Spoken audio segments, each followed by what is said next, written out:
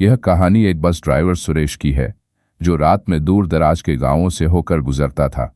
एक बार एक अंधेरी और ठंडी रात में सुरेश की बस खाली थी। वह अकेला ही बस चला रहा था।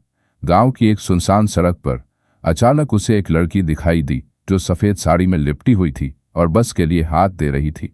सुरेश ने बस रोकी और लड़की को अंदर आने दिया। लड़की बहुत ही शांत थी और उसने बिना कोई बात किए बस की पिछली सीट पर बैठ गई। सुरेश ने सोचा कि यह कोई रात के मुसाफिर है और आगे बढ़ गया। पर जैसे ही उसने बस चलाई, उसे अजीब सी ठंड महसूस होने लगी। कुछ देर बाद सुरेश ने पीछे मुड़कर देखा तो वह चौंक गया। वह लड़की अब सीट पर नहीं थी। उसने पूरी बस में देखा, लेकिन उसे वह कहीं नहीं मिली। सुरेश के रोंगटे खड़े हो गए। उसने बस तुरंत रोकी और बाहर झांक कर देखा। बाहर घना कोहरा छा गया था और अचानक उसे किसी के हंसने की आवाज़ सुनाई दी। उसने ध्यान से सुना तो वह वही लड़की थी जो पहले बस में बैठी थी, लेकिन अब वह बस के बाहर खड़ी थी, उसी सफ़ेद साड़ी में, लेकिन उसका चेहरा विकृत हो चुका था। सुरेश ने घबराकर बस के दरवाजे बंद किए और तेजी से बस चलाने लगा। वह गांव पहुंचने के बाद ही रुका।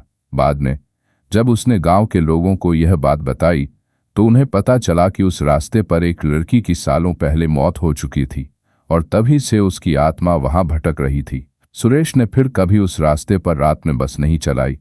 यह कहानी सुनने के बाद भी उस रास्ते पर कोई भी रात में सफ़र करने की हिम्मत नहीं करता। ऐसी और वीडियोस के लिए हमारे चैनल को सब्सक्राइब करें।